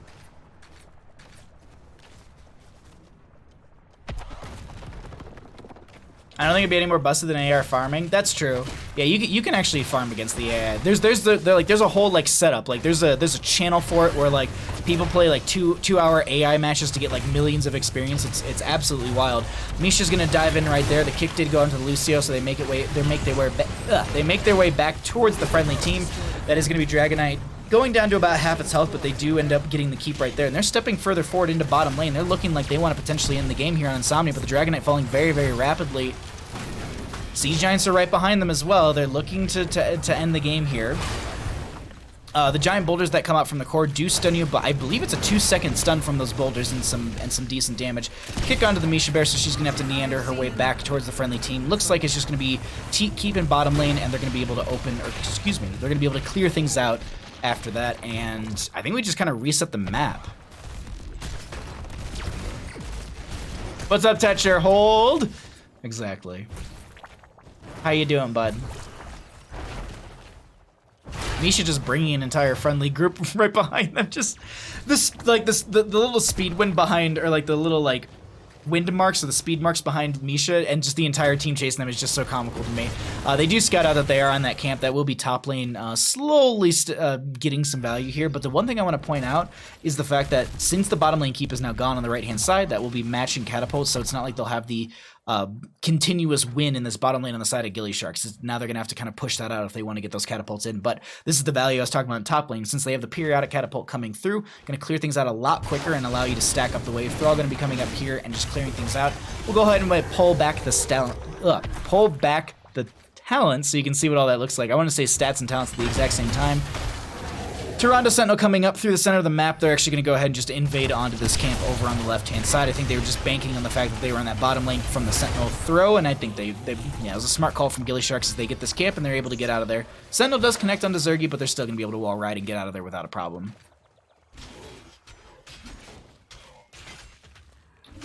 I think new keep core mechanics cause these games to go longer because people don't know how to end against them.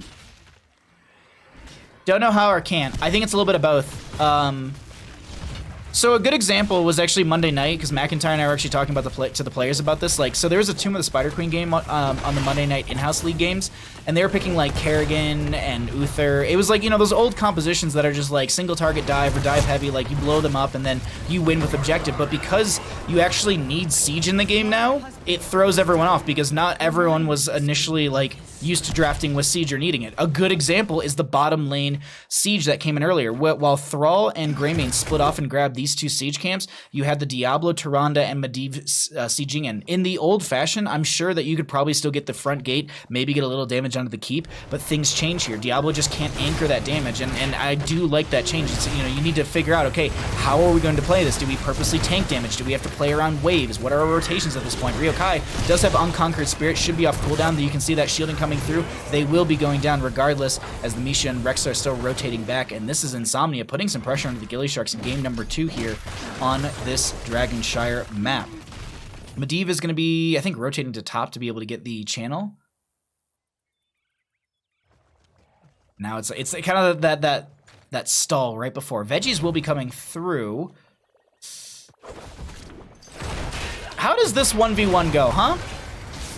Well, Thrall comes through with Wind Rush, and I don't think it goes over to them anymore as Curse Bullet comes out as well. They're going to be dropping the Blessed Shield behind them. There was a second or two where the Iron Skin was still going for them, and that really helped out. But while that was happening, they managed to grab the bottom lane. And they've got this kind of yakety sax moment going right now, so it's just going to be Benny Hill music playing as they just do rotations from top to bottom. But Thrall still staying in this top. I think they realize they need to invade onto this camp, or onto this Dragonite. No. They're going straight for the camp and top, okay.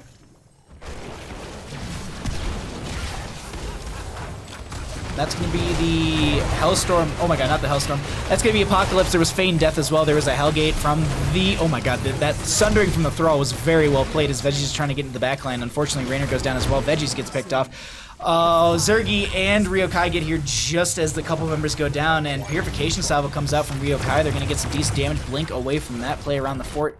But now Dragonite going in through bottom lane. Hits for 603 in auto. 31,000 health on this big boy.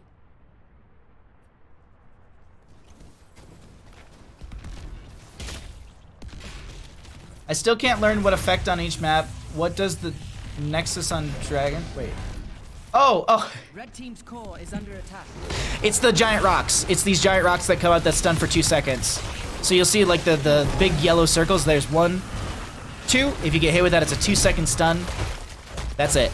Deals damage and stuns, but we are going to be seeing the members of gillySharks going to a game number 3.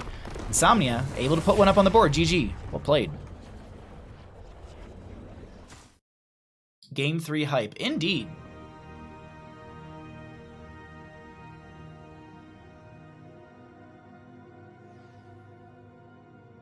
Woo!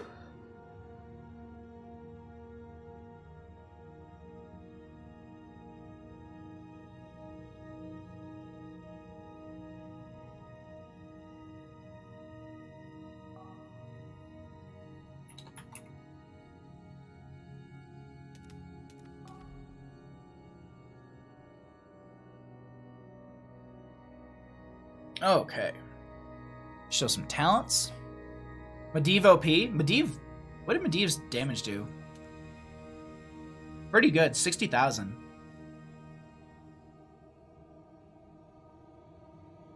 There were also some really good portals that got into the backline.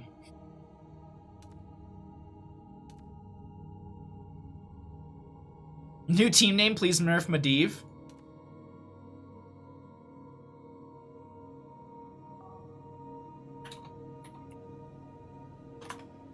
What mappa? Show talents once again while I update stuff.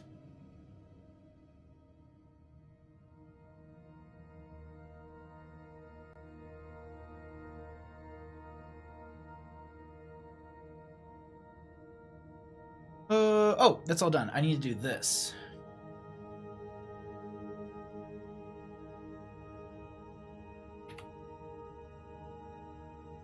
All right. We can go back to Bandit Night. We're finding out what... Oh, wait, did I message? No, I did. I missed the right team. Does French even play that hero? What, Greymane?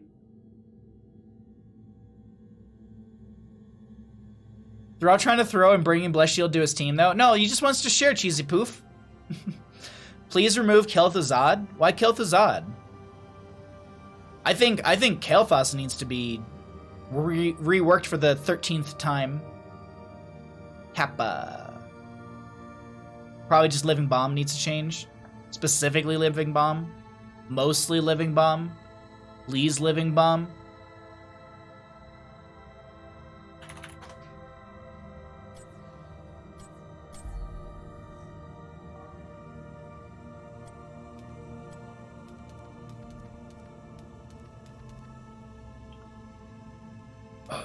Okay.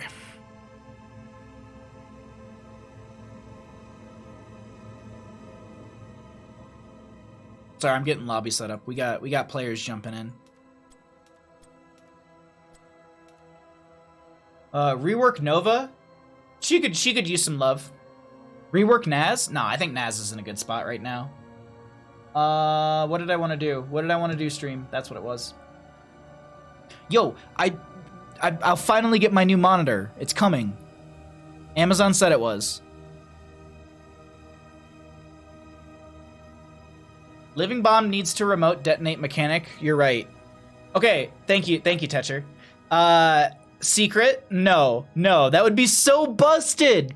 That'd be so busted, Secret. You could then just purposely wait until someone was near someone else and then explode it. He hasn't been touched in ages? What do you mean, Langaria? He got changes not too long ago. His level 1s got changed. His base trait didn't, but I don't think Nazebo needs any changes right now. I think there's more pressing heroes.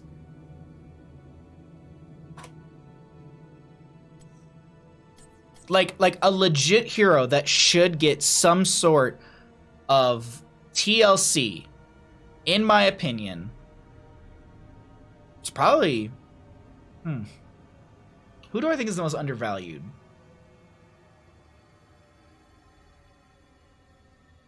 I'm trying to think, like, is it tank? Is it healer? Who would I focus on? Oh, it swapped things on me.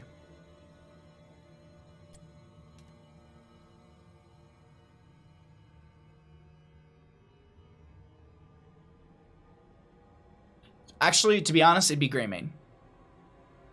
I would say it's Greymane. Because McIntyre and I have been talking about this quite a bit. I think that they should just go straight into, like, focus in on the go for the throat aspect of Greymane. I think Cursed Bullet is cool, but I think it takes away from, like, the whole, like, going Worgen and diving in, like, and all that, like, you know, going for the throat. Cursed Bullet is cool. Like, it's bullet, dive, maybe get a kill. I don't know. Greymane's the one, like, I'd like to see some changes on Greymane. Tychus would be interesting. I'd like to see some changes on Tychus. Yeah. Dag knows what's up. Dag knows what's up. I might have missed the recent changes. I got an impression he didn't get much change since the spider build nerf and gargantuan change. Like, his level 1 is different. Like, he's got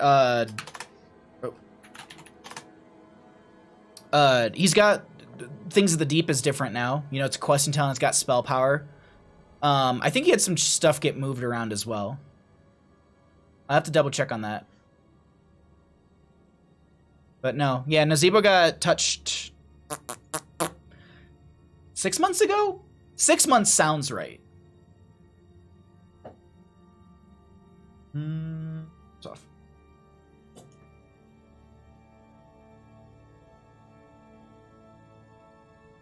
I literally typed that as you were saying it, yeah?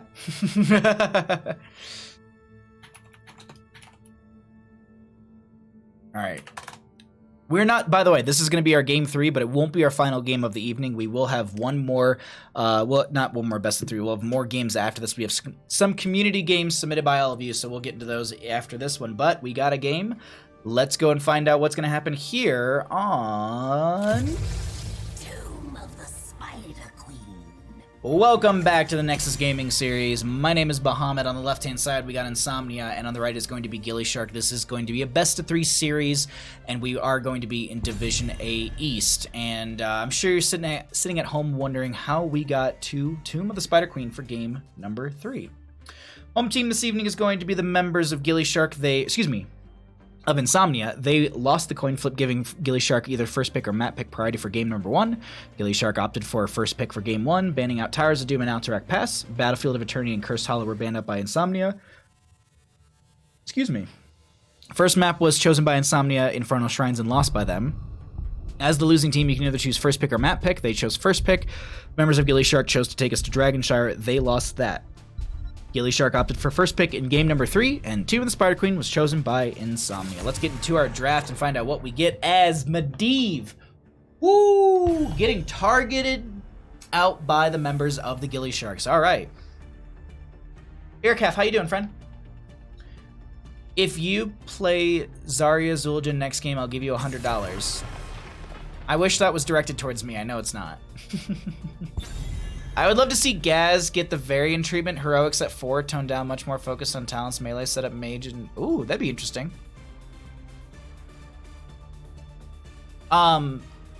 Even just a rework on Gaz where he's more like pylon, not pylon. That's Probius. He's more turret based. Like I think that'd be interesting. Like literally, like let's get a turret based hero. Let's get a defensive based hero. That'd be interesting. Same thing. Like I talked about Zagara at one point. Like the one thing that I'd love to see from Zagara changed is mostly just like more into like her being a brood mother and summoning stuff. Like I know we can get Roachlings and Hydralisks and Ultralisks. That's not right. Ultralisks are not summon. Well, she does technically summon the Ultralisk because she has that as the alt. Is Mutalisk because you can get the changes, but I think like just more, and Banelings as well. I just think more like into all of that lore would be interesting on, at least in my perspective. But Zul's gonna be banned out here as well as the Deathwing. First day of my new job tomorrow at 3:14 a.m. A little early for me to head to bed, but I don't want to be tired in the morning. Good night. Thank you for coming by, Kalis. You have a wonderful evening, my friend. If they're scared of Medivh, watch out for his Kel'Thuzad. Ooh, I like a good Kel'Thuzad game, I'm not gonna lie. So we're here on Tomb. Kel'Thuzad actually gets a lot of value on this map. They're considering their first pick here. What are they gonna go for? It's actually gonna be the Ana. So they're going, I would assume they're gonna go something mage heavy in their draft and go single target blow up. Or not single target blow up, but just burst in general. I would expect this to be Joanna and then maybe a healer with that. Or Joanna Kael'thas. Definitely an option. I like the Joanna in general just because of her power within the rotations to group up the minions is really good. Zeratul will actually be grabbed right there. Blizzard hates summons now. They want everyone to team fight. I don't know. Wait. I don't know about that. The one thing I want Gaz to have is more turrets. Come, what do you mean? What do you mean, Resident Sleeper? Take Phoenix and ult backwards. Wait, what? Zag only summons Banelings, Roachlings, Hunter Killers, and Mutalisks. Yeah. And Nidus Worms. But she also summons the Ultralisk. It's her heroic. And she also summons Hunter Killers. Aren't those just the Hydralisks? And then the Mutalisks are something that you can change the Roachlings into? No, the Hydralisk into? There's something you can change. You can go from Hydralisk to Mutalisk, I think. I think that's the swap. Can I somehow find match statistics from the last match or from any of these kind of matches to look up builds, etc.? You might, if you join the NGS Discord, there is a application called Soothsayer, I believe. No. Is it Soothsayer? It's the one that, Falendrith makes, and he actually pulls, like, that one has all of the NGS data, but like this data won't be pullable or available for probably like a week, because I think he does like a weekly dump. I'm sorry, we've missed a little bit of this draft right now. Ana, Tyrael, Raynor on the right hand side. We are going to be seeing a Zeratul, Joanna on the left hand side. Kerrigan is Ultra, yeah. Vanquish the weak. Didn't I say that? Ultralisk, Hydralisk, Mutalisk, Roachlings and Banelings.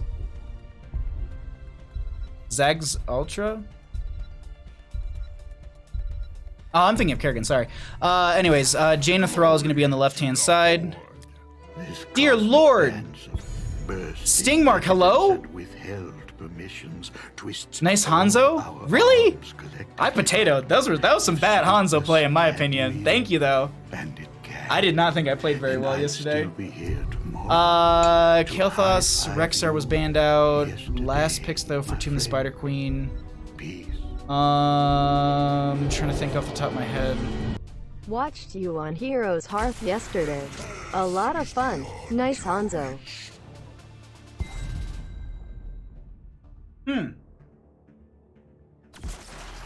Victory above all. I wasn't expecting this. I was actually expecting a Junkrat. I mean, I guess with the Rainer as well, that maybe not. Huh? Yeah, I guess with the Rainer that makes sense. Not to go into that. And then they're gonna grab themselves a Phoenix. A lot of Phoenix lately for the gillySharks. The Stukov though I do like. It's got some zoning potential. You also have some good setup here as well with the less shield. Then you throw the lurking arm, and then Zeratul comes in, and Jaina's bursting them down, and Thrall is just slowing them or doing whatever. So, not bad. Not a bad draft whatsoever. You said Zagara has ultras. Yes, Ace, I understand that. I misspoke. It's something that happens here and there. Are we about to see VP Ring? Yeah, I think so. And before night Ring plus Nerazim, please, Secret, no. Should be easy if you sank out, right? Where's Cassie in the meta? Middle of the road? Lower? Not too. Okay, Ace, yeah, no, I get it. Okay, you're right, I'm wrong, I get it. All right, we're loading into Tomb. We are going to be having this. I will say this though, because you can VP a Sank. So we'll see how that works out for them. Let's go ahead and get into game. On the left-hand side, we're going to be seeing the members of Nsomnia. We will be having, logically, on the Joanna. We'll have French on the Jaina. We've got Solian on the Zeratul. Speed Demon's going to be on the Thrall, and Psycho is going to be on the Stukov. On the right-hand side, we got the members of gillyShark. We are going to be having Chess on that Malthael. We've got Veggies on the Tyrael. Interesting. Stark is going to be on the Rainer. We've got Zergi on the Ana and Rio on that Phoenix. Go. Kill. I'm just going to go on the record and say Gaz is perfect. One-man wrecking crew. Exactly. Because that's his voice line. I get it. Haha. All right. Zeratul setting up over here. I think they're just going to play into the first engagement. Sorry, I'm just watching Vision really quickly. Just to see what we're going to be seeing for at least our initial setup when it comes to lanes, but we can just go back and show talents. On a Pale Horse for Malthael for quicker rotations. Cleave build for Zeratul. They're probably going to be going to the standard right there. Jaina Fingers of Frost. Thrall's going to be Echo of the Elements. Weighted Pustule. Or, oh my god, I can't think of the name off the top of my head. Fetid Touch for the Stukov at level 1 right there. And no questing talents for the members of the gillySharks, but they do have the Exterminator for a little faster wave clear and shrine clear. Going to be also having the Arsenal Synergy for Ryokai as well, so when you get those 3 autos with the Repeater Cannon, the Phase Cannon deals just a ton of more damage, but those 3 autos need to be into heroes. You can't just auto into minions to get that stack right there. Anyways, Thrall's going to be, I think, checking Siege Giants as Chesslitter. Oh, Chesslitter was in lane. I don't know, that was weird. Maybe it's because they broke off really quickly or something. They weren't showing for a little bit. They will be able to grab these Siege Giants. Siege Giant, or not, excuse me, Bruiser Camp a little early. We don't often see this, but I like that Chesslitter does have that on a Pale Horse. They can do the double rotation into mid and be able to get the experience they need. Jaina going to break off to the left-hand side with some friendly members to burn down the camp themselves for some mid-lane pressure. Joanna making sure that they're still soaking up right there.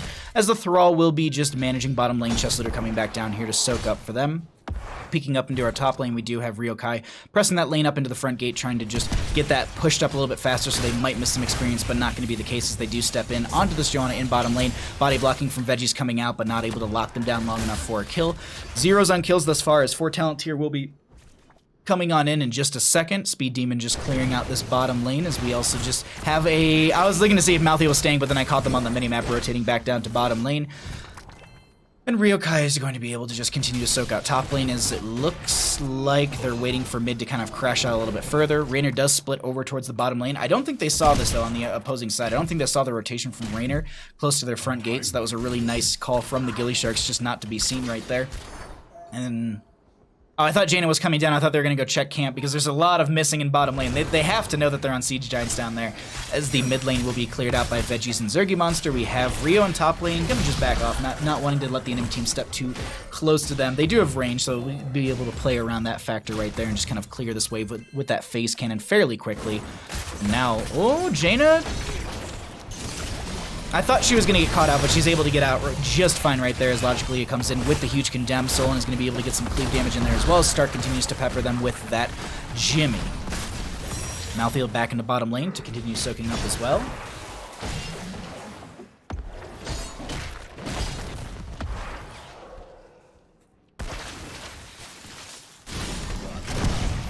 And...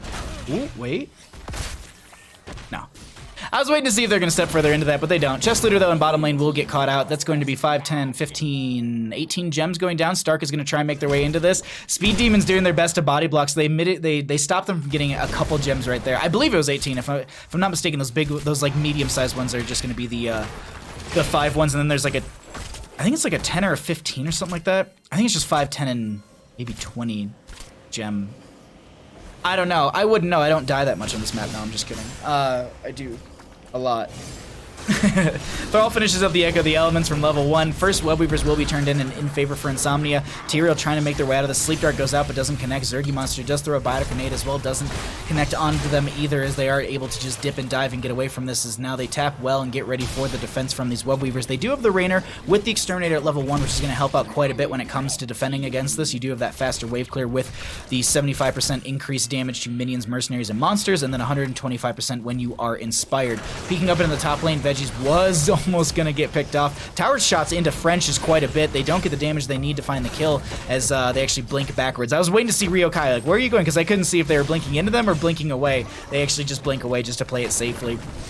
And Thrall going to be in bottom lane to push that out. Top lane looks like it's going to be the main source of clear, at least on the side of the gillySharks. And this is the big factor is the fact that it's going to be a boss lane. You do get a lot of teams that try and end the game with boss plus web weavers, and like literally like 10 minutes from now, there's teams that usually angle for that kind of end. Tomb of the Spider Queen in the past, and in most games that I see, ranges from anywhere from, I feel like 12 to 25 minutes, like, or 12 to 24. Like, it's either like one or the other. Like, it's either really, really fast in that like 10 to 12 area, or it's really long in that like 24 to 26 area. But it's a hard fought map, and it's not too easy to kind of just push in and end because of how small the rotations are that between lanes, how quickly you can get into position, as well as just how short the lanes are as well. So just small map overall, difficult to end on, but 8 to 8, no kills, just actually 1 kill in favor for the members of Nsomnia, and turn-in availability will be here for the gillySharks. Are they going to wait for 10 and siege in with 10s? Could be the possibility for them. Yo, Lorelei, what's up, bud?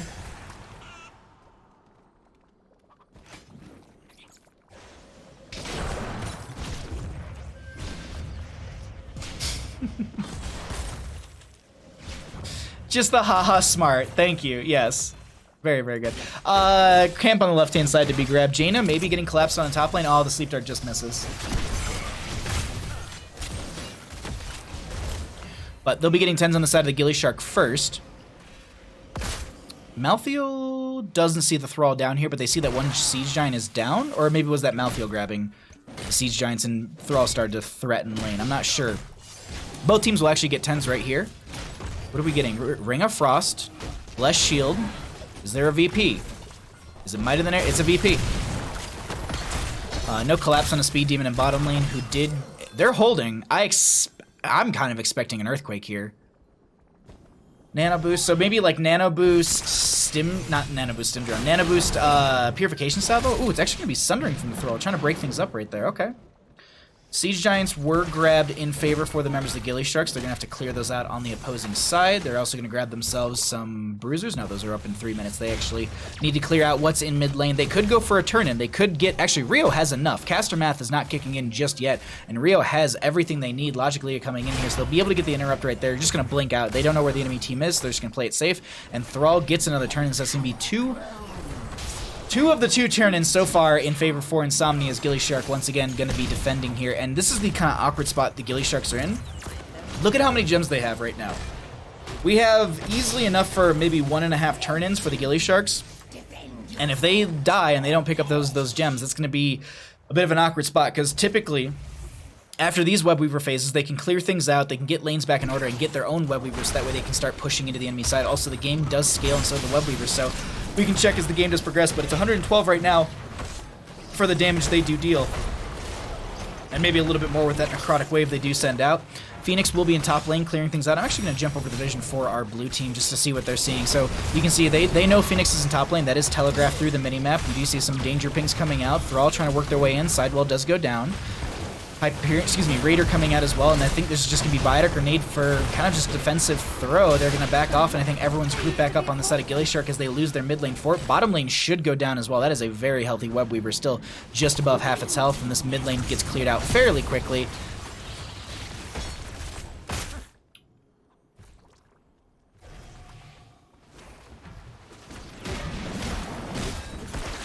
Just the scouting from the Raider, and it's not dead either, which is great too. Just gonna slowly get some of that health back, you know. Be the nuisance that the Raider is. Bottom lane Web Weaver does come through, so they just wait for it to crash into the keep front gate, and they're gonna pick up the gems from there. As I said, they're not too far off from probably back-to-back turn-ins. If they get a turn in here, they can probably get back-to-back after this one. Well, I mean another one after this one. That's probably the wording. Day, thank you for the tier 1 for 9 months. Thank you so much for the Chen W. I hope you're having a wonderful day. What are we naming our Twitch baby? Is it just Comfy Teal? Is that it?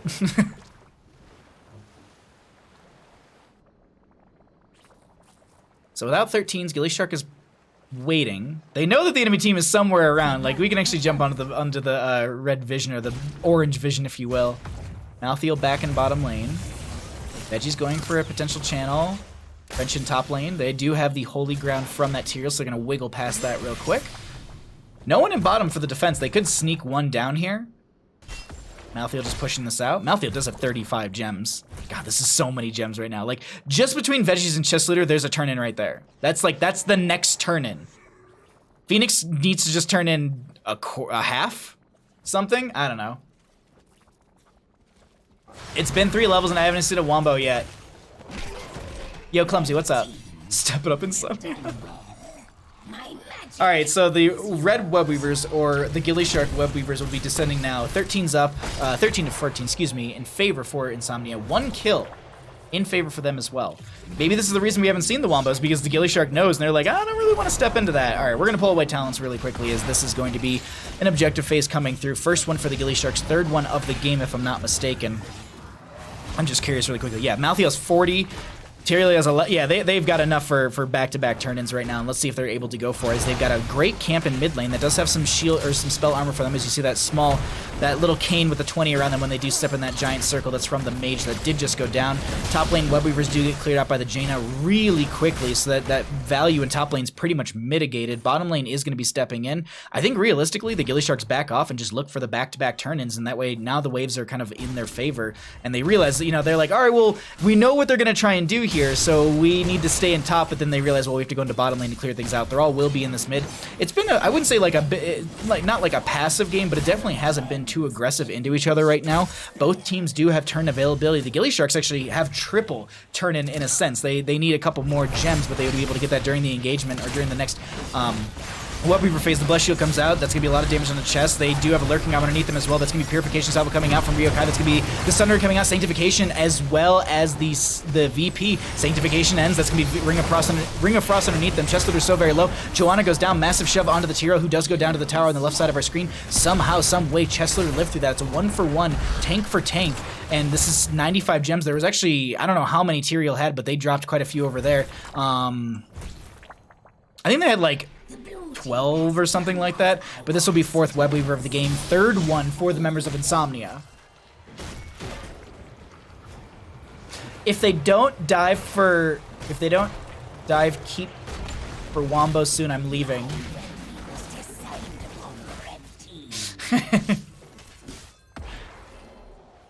Well, that happened. A Lonesome Gnome, thank you for the follow as well. I missed that earlier. Thank you for the support, my friend. That Wombo was kind of underwhelming. I will say this, though. They had to play that Wombo really slow because the fact, I mean, it really wasn't a Wombo because they were trying to get the Sanctification out. The moment Sanctification came out, they knew that they could go VP Ring. Until then, it was just trying to get that Sanctification out of the hands of the gillySharks as they get another kill into Tyrael. Oh my god, the Blink Ryokai, you've got 46 gems that you are going to drop right there. So I was right. So it's going to be, those are the 20s, 5, 46 gems sit on the ground. The members of Nsomnia push on in through the top lane. Rainer's defending in through bottom lane, 17 to 16 when it comes to levels. Webweaver very low on the side of Nsomnia. Biodark Innate goes out, and this is going to be another wave coming out from the Webweaver. Should be able to get the front gate of this keep, but they're going to back off. I expect a boss call at this point. The waves are so far pushed up. What are our gems looking like?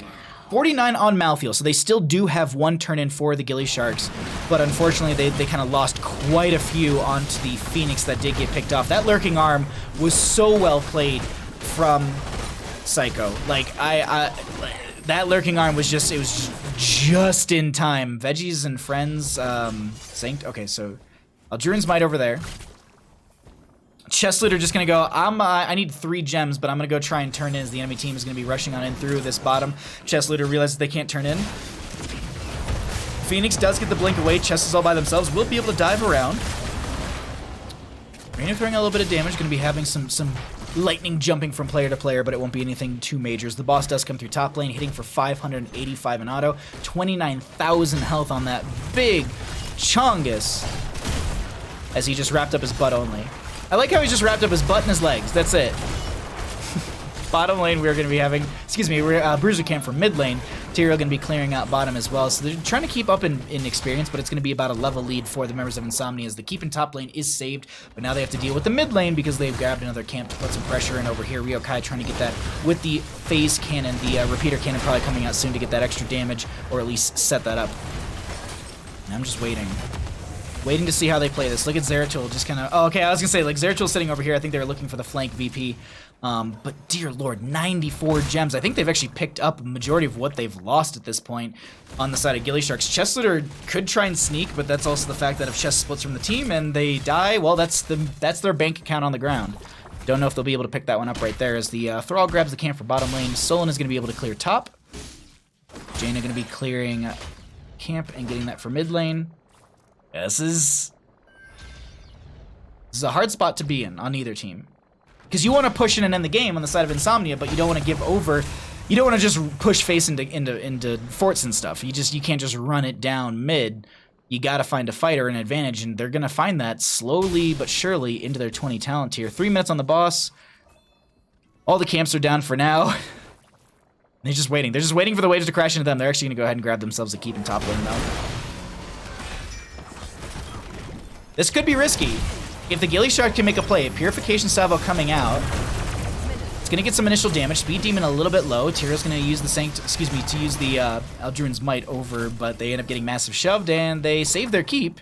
But they still need to rotate into mid, they still need to rotate into bottom, and while that's happening, once again, they're gonna go for the keep.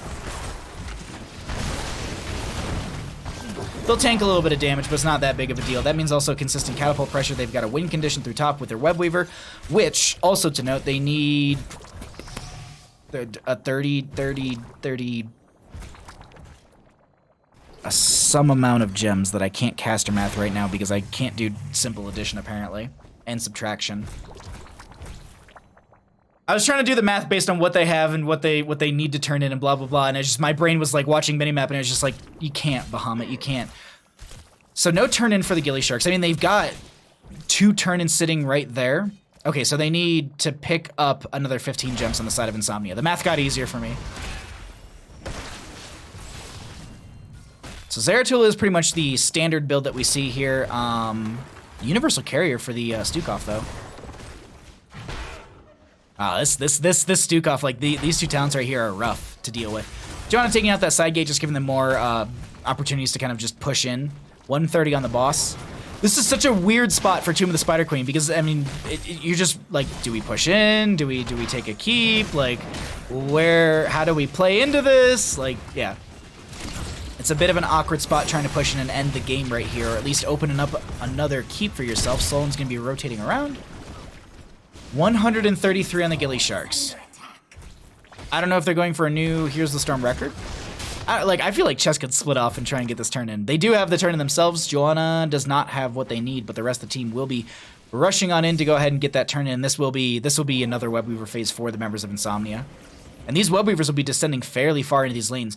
So Garden of Terror, the Terror will spawn up as far up as your minion wave is. On Tomb of the Spider Queen, it spawns up as far as your enemy minion wave is, or the closest structure it runs into. So let's say bottom lane didn't have a wave, it would just crash right before this keep and just step into the keep range here. Kind of same thing. Top lane probably just lands right in front of the gate or something like that.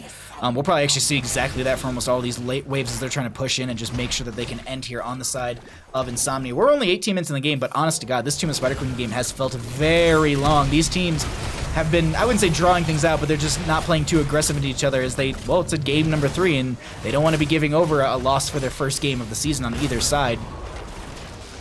Zeratul blinking in. Chestleader will be the target. 64 gems on them. Mid lane keep does go down. Jaina taking a lot of damage from that keep right there. Looks like they won't be able to play into that. Top lane Webweaver going down. Bottom lane will be having Zeratul pushing in with another one. So this is going to be double keep during this Webweaver phase. All keeps down on the side of gillyShark as they clear out the mid lane Webweaver.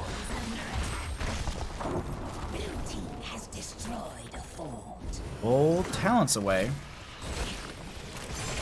There's, by the way, that big purple wave is the big core defense right now. We can actually see. I want to see if anyone gets hit by it. I believe it just slows you to 80% slow, or it's a 20% slow. So Webweaver's end. gillySharks have 159 gems in their bank. That's roughly 3 turns. Like they're shy of 3 turn-ins right now. Like this is, I would say, the most I've ever casted a team having gems in their pocket.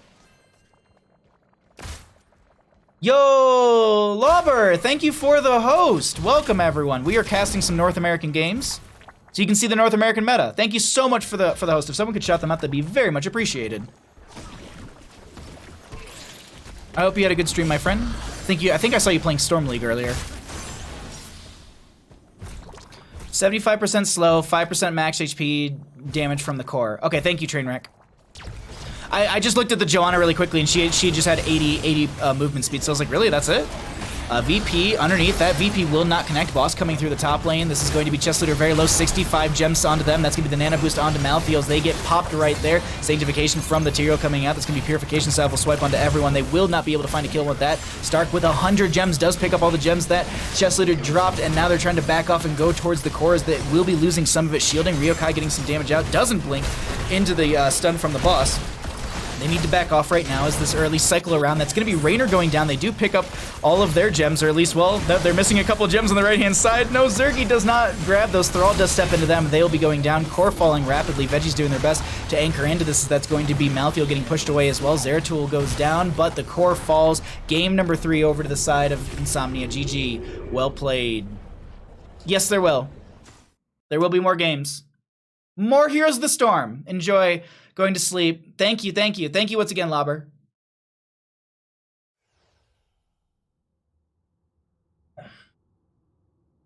Widget, thank you for the follow. Weremule. Go follow Lauber. Really good player. GG's. That was a really good series, though. I'm not going to lie. We're not done, though. We got more Heroes of the Storm action for all of you at home. Don't you worry. Don't you fear. Don't you fret. I got you covered, friends. Also, Day, thank you for the 9 ding-dang months. You wonderful human. OBS, please, send. OBS? Send? Nani? I do need to set up an interview really quickly.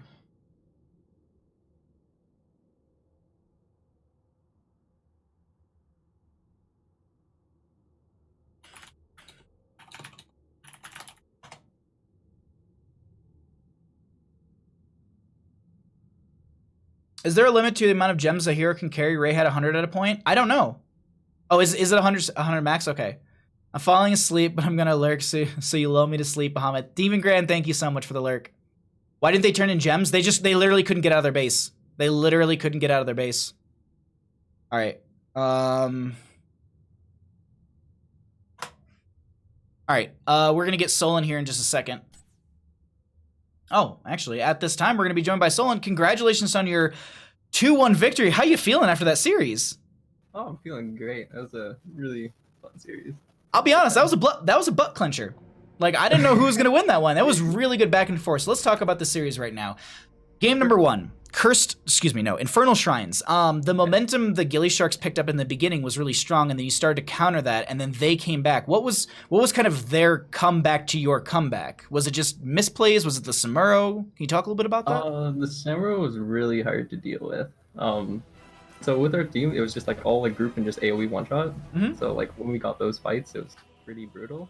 But yeah, the Samuro could just like flank and get on like a kill toss and just like one shot them and cause a lot of mayhem. So then going into game number 2, you pull out this Medivh. Yeah. This Medivh. This Medivh is ridiculous. Now, I want to ask this question. Why no Temporal Flux at 16? Because I believe it was you and Medivh, you finished your quest fairly quickly. Like, we were like 5 minutes in, you were already like 25 plus stacks or something. So like, any reason for the upgrade on portal duration rather than the cooldown reduction for your heroic? The portal just lets you like make more team plays in general, so you can have like almost like 100% uptime on it, and so you can just like dance around, like chase more. It's pretty obnoxious to play against when it's like a full team going. Okay. That makes sense. I don't play enough Medivh, so I looked at it and I was just like, but it's so busted. Like, Temporal Flux and Medivh cheese is just the most annoying thing to go up against if you have a good Medivh, and obviously you're a very good Medivh, because I believe you like... A lot of people in chat were just like, that Medivh carried that game, and I was like, that Medivh set up the wins for that game. Like, yeah, it was some really good game number 2. And then, so we go to game 3, Tomb of Spider Queen. Was a lot of the late game kind of talk and planning just to basically turtle the enemy team into their base? Because it kind of seemed like that's exactly what you're doing.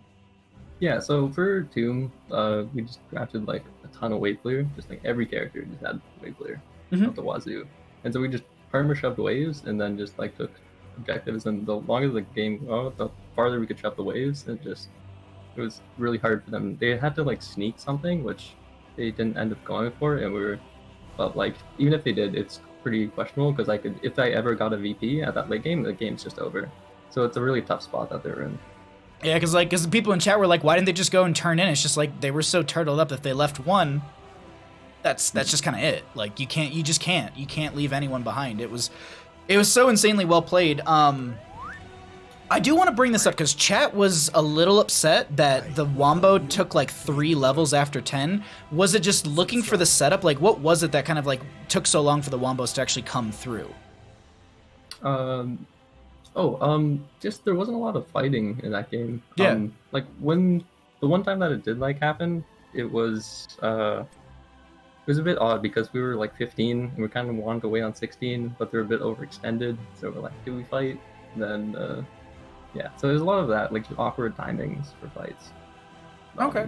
Yeah, and we just had like the push lead as our team had a ton of wave clear, so we weren't always looking for the fights. So Yeah, it was just good. It was just, but yeah, chat brought it up, and I was like, "Huh, that's a good point." Like it did take a little bit, and I was thinking that you were just trying to bait the sanctification out, so that way you could VP onto the sanct, so it ends, and then because that's literally what happened with the first big wombo you had. It was so well played. Like Stukov got a massive shove on Tyrael afterwards, but you know there was the sanct that came out to save. I think one of the players was super low. I think it was Malthael, and then Ring was underneath that. And there was the massive shove that disengaged the Tyrael, who died to the towers, and he got no cooldown reduction because he doesn't hit any heroes. It was just really, really well played in that one big wombo, so it was awesome to see. Before I let you run out of here, are there any shouts that you'd like to give? The floor is all yours. Ooh, of course. I'll obviously shout out my team. You know, that was great. Speed, thanks for your subbing. Jamster is out working. He's our essential worker, so he wasn't able to appear. Also shout out the enemy team. That was really well played. I had a great time in the series. That was a ton of fun. And yeah, thanks for casting. My pleasure. Thank you for the interview. Thank you for the games. I look forward to seeing your team further down in season number 9 of NGS. You have a wonderful night, and congratulations on your 2-1.